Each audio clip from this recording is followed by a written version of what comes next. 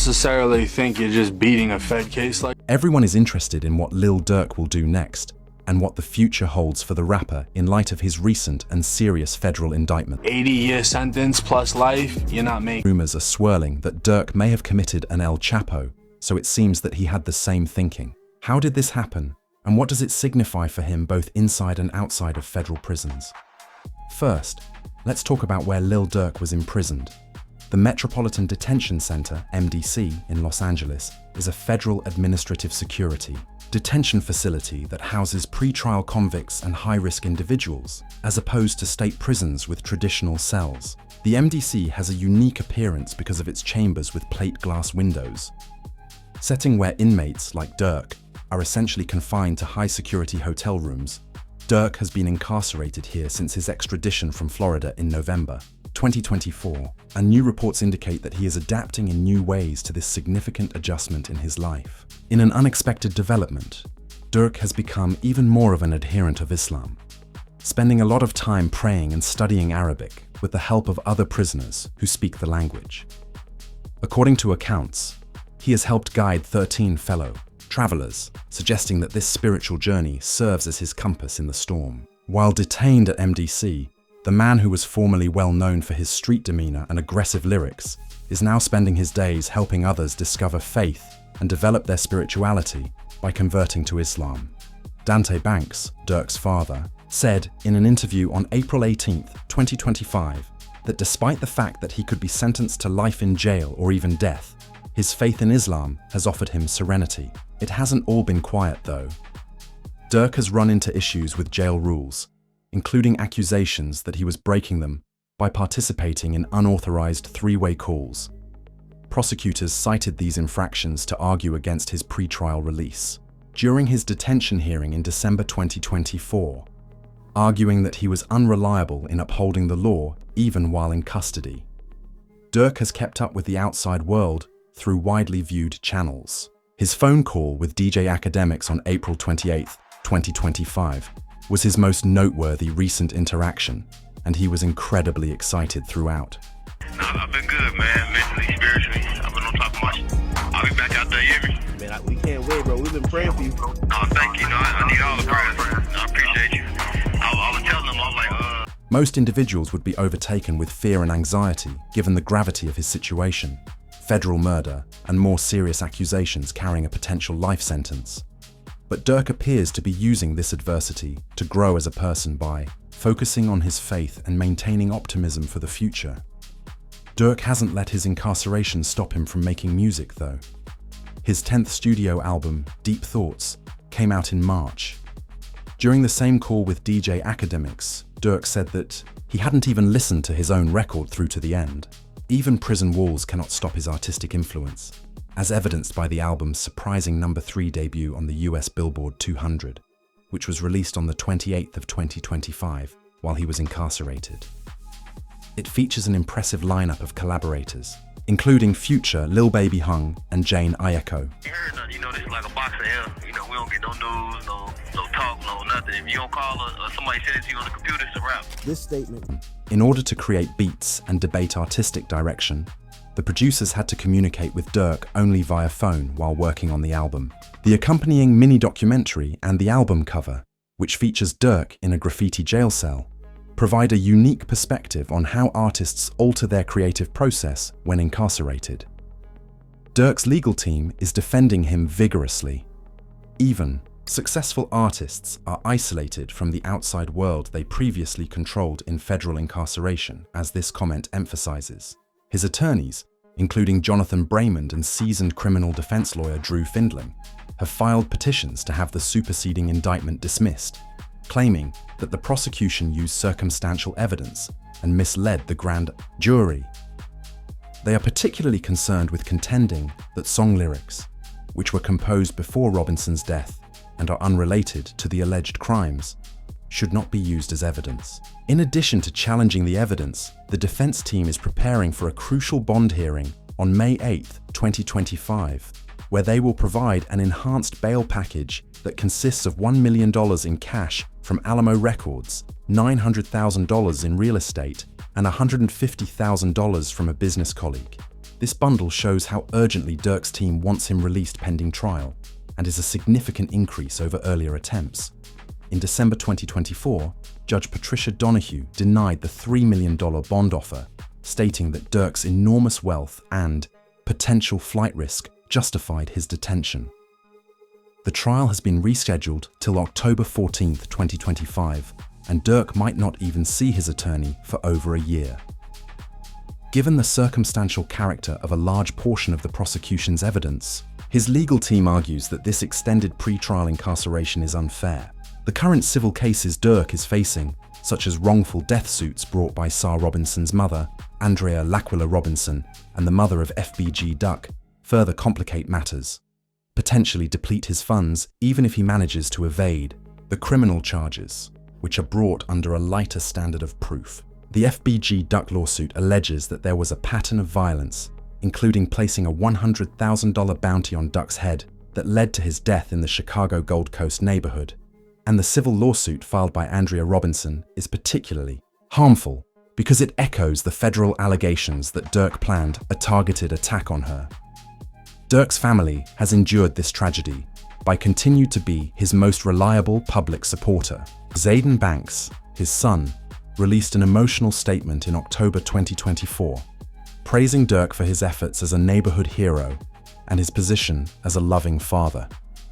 His family issued another statement in April 2025, especially condemning the use of his rap songs against him and accusing the government of creating evidence to arrest him. The family's support for Durk is indicative of a broader cultural discussion concerning the criminalization of rap artistry, contending that lyrics are First Amendment protected forms of artistic expression. This argument is likely to be a major part of Durk's defense strategy as the trial approaches. Even while Durk continues to release music and create a nice public image, the reality of his circumstances remains stark. Using wiretap recordings, 230 gigabytes of digital data, and alleged testimony from several informants, federal prosecutors have put together what they believe to be an unassailable case. The overwhelming weight of evidence suggests that this is not your typical federal lawsuit, but rather a comprehensive takedown initiative that targets one of Hip Durk faces a minimum sentence of life in prison if convicted. And some legal experts speculate that the death penalty would possibly be pursued by the prosecution. Although this could be a devastating fall from grace, given the charges against someone who went from the violent streets of Chicago to Grammy-winning glory, Durk appears to be finding strength in his family and faith within the confines of MDC Los Angeles. Even in prison, he has a community of believers thanks to his commitment to Islam, and his inventiveness continues to grow. Indicates that he still has a creative spirit. It's unclear if this positive attitude will help him survive a potentially fatal trial, but how did Durk get up in this forced hotel position in the first place? He is imprisoned and in federal chains, complete with the mugshot. Oh no, Durk Devontae Banks became a worldwide superstar by collaborating with Drake, Future, and J.C. Cole after emerging from the rough streets of Chicago's drill.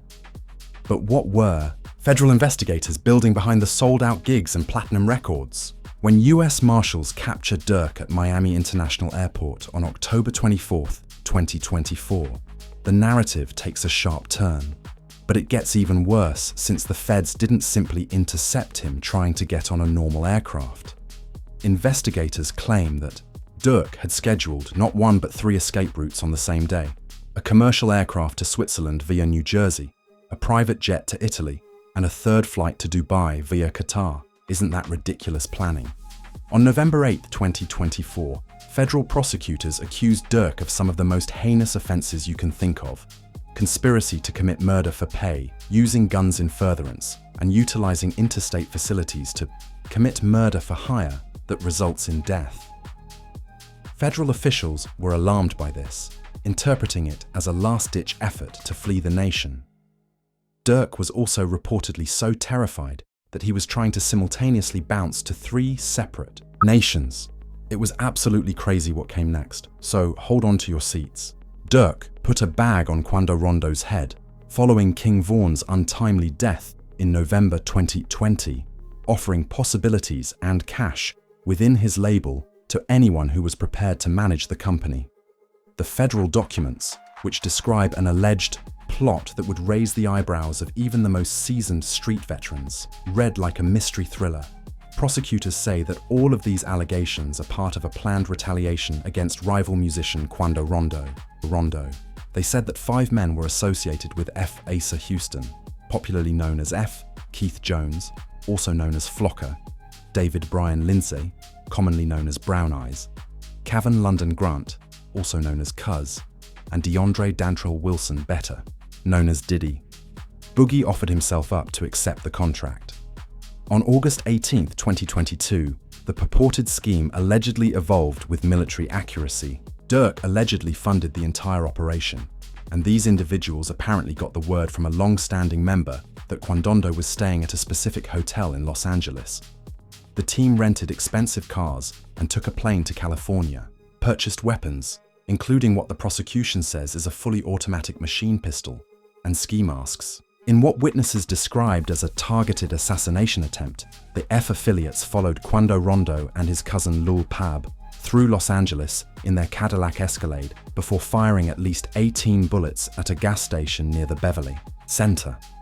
The brunt of it fell on Lou Pob, and Quando Rondo amazingly escaped unhurt, but he died from his wounds. Another life had been lost as a result of Durk's purported vengeance for King Vaughn's passing, which sparked the government probe that would eventually topple his empire. The government's claimed digital evidence is particularly compelling since it demonstrates that they have tracked down a credit card belonging to F that was used to cover the co-defendant's travel and accommodation expenses, as well as GPS data that identifies the murder vehicle at a Durk pled not guilty to all counts at his arraignment in Los Angeles on November 14, 2024, following his arrest. In an effort to get him released, his legal team, headed by seasoned defense lawyer Drew Finley, made a generous bond offer that would demonstrate that federal investigators had been monitoring the alleged conspiracy. A sporting goods store where ski masks were bought and surveillance footage showing the victims being followed before the massacre were among the details cited in the indictment. Judge Patricia Donahue denied Durk's motion for pretrial release on December 12, 2024, citing his substantial resources and the multiple escape routes he allegedly planned as clear evidence that he was a flight risk, even though he had $3 million in equity from 2 Georgia properties, $1 million in cash from Sony Music, round-the-clock security, and electronic monitoring. Prosecutors further alleged that Durk was violating jail regulations by making inappropriate 3-way calls at the MDC in Los Angeles. During Durk's detention hearings, prosecutors revealed yet another shocking revelation. He might be connected to a second murder as part of a larger conspiracy involving the January 2022 murder of 24-year-old suspected shot caller Stefan Mack in the Smashville faction of the Quando Rondo case. In addition to harming his pre-trial release case, the charges of violating jailhouse regulations might have influenced the court's assessment of his respect for authority and adherence to the law. This declaration, which depicts a pattern of violent behavior that extends beyond Quando Rondo, is used by prosecutors to support their argument that Durk should remain in prison, even though no formal charges have been brought against him in this case. Chicago Gangster Disciples. An unsealed FBI affidavit from 2023 states that Mack was shot and killed after departing a Chicago youth program. According to the affidavit, Durk paid for Mack's death in text messages and social media posts, purportedly as vengeance for Durk's brother's 2021 murder. Although details of this accusation are still missing, federal prosecutors have also claimed that Durk offered money for more strikes, including one that targeted a witness's family member. Prosecutors presented Durk as a community threat who needed to stay behind bars to prevent further violence, which is how these accusations first surfaced during his detention hearing in December 2024. In addition to facing criminal accusations, Durk is also facing a number of civil actions that could drain his financial account and harm his reputation even more. Andrea L'Aquila. Robinson's mother sued Durk, his business manager F, and a linked company in Cook County Court, Chicago, on February 24, 2025, for wrongful death. According to the claim, Her son's death in the 2022 Los Angeles shooting was directly caused by Durk's intentional attack. FBG Duck's mother also filed a wrongful death case against Durk Fing Van's estate and other music firms in October 2024, claiming that Durk and F orchestrated a violent campaign against FBG Duck. Durk managed to maintain contact with his fan, following in spite of all of these mounting legal troubles, including the $100,000 bounty that was placed on his head and ultimately led to his shooting death in the Chicago Gold Coast neighborhood in August 2020. While detained at the Metropolitan Detention Center in Los Angeles, he released his 9th studio album, Deep Thoughts, on March 28, 2025. Despite Ash's legal troubles, his fan following remained loyal, as seen by the album's number 3 debut on the US Billboard 200, which featured guest appearances from Future, Lil Baby Hung, and Jeannie Aiko. Rumors of informants and snitching within Durk's group are rampant on the streets. Cooperating with authorities is considered the ultimate betrayal in street culture, as it goes against the unwritten code that governs relationships in neighborhoods where law enforcement is deeply distrusted. There are rumors that Durk's entire enterprise may have been brought to an end because someone close to him may have been wearing a wire for years gathering evidence. This brings us to the next part of our story and is where things start to become truly interesting. According to court filings, prosecutors have collected almost 230 terabytes of digital evidence against Lil Durk and his co-defendants, which provides insight into the scope of the federal government's evidence collection against Durk in interview 1411445. Not a typo. Over 20 IU0 pages of documentation describing suspected violent acts, audio recordings, and surveillance footage are all included in the 230 terabytes of digital evidence. Durk's trial, which was originally scheduled for January 7, 2025, did not go as planned because of this mound of evidence, postponed for October 14, 2025, upon recognition of the intricacy of the case by the defense and prosecution. Let's now examine the details of the snitching claims that are generating a lot of discussion. The most appalling aspect is that the alleged treachery may have been going on for years in front of everyone. Online and street reports suggest that Jam and Brick Baby may have provided federal investigators with incriminating statements or recordings. Let's get Jam started. Jam, originally believed to be part of Durk's inner circle, may have been collaborating with federal authorities for a considerable amount of time, according to a variety of sources. This is particularly devastating because, according to street sources, the timing of Jam's alleged cooperation is critical because True Jam would have had access to the most sensitive information within F, including discussions about alleged criminal activities and financial transactions that prosecutors are currently using to support their case. Claim that almost a year before Durk's arrest, in March 2023, Jam started collaborating with the federal government. Prosecutors' assertions that they had recordings and evidence spanning a variety of alleged illegal activity seem curiously consistent with this timeframe. How federal investigators were able to put together such a comprehensive case with so many specific data about alleged crimes committed across multiple states would be explained if Jam was wearing a wire or supplying information during this time. More questions have also been generated by the Brick Baby incident. Brick Baby caused a stir in a Vlad TV interview when he criticized the purported murder for a more elaborate operation that many people on the street thought was unusually detailed. He suggested that employing local hitmen would have been less visible and questioned the concept of flying shooters from Chicago to Los Angeles. He notably mentioned the hotel stays and the procurement of ski masks as tactical mistakes that created a pattern that investigators could readily follow. Brick Baby's remarks stand out for their timing and specificity, in addition to their insightfulness. How could he have known such court documents state that a cell plant, in which a federal informant was housed in the same jail cell as a case participant, produced one of the most devastating pieces of evidence against Durkheim? Many questioned whether Brick Baby was just another secret source who had been providing information to federal investigators as a result. Did he have access to information that only someone with a direct connection to the matter would know? Or was this merely street talk? According to reports, the FBI employed this tactic on AJ, who was detained in Illinois River Correctional Center after being found guilty of possessing a stolen murder vehicle. The informant was put in AJ's cell and recorded discussions during which AJ allegedly disclosed all the details of the Stefan Mack murder's preparation, execution, and payments related to the hit. The fact that AJ allegedly supplied specific information regarding Durk's involvement in funding these operations, including how payments were made, makes this evidence particularly harmful. Organized and distributed these tapes, which, if authentic, would provide prosecutors with the direct connection they need to prove Durk orchestrated and financed the alleged killings.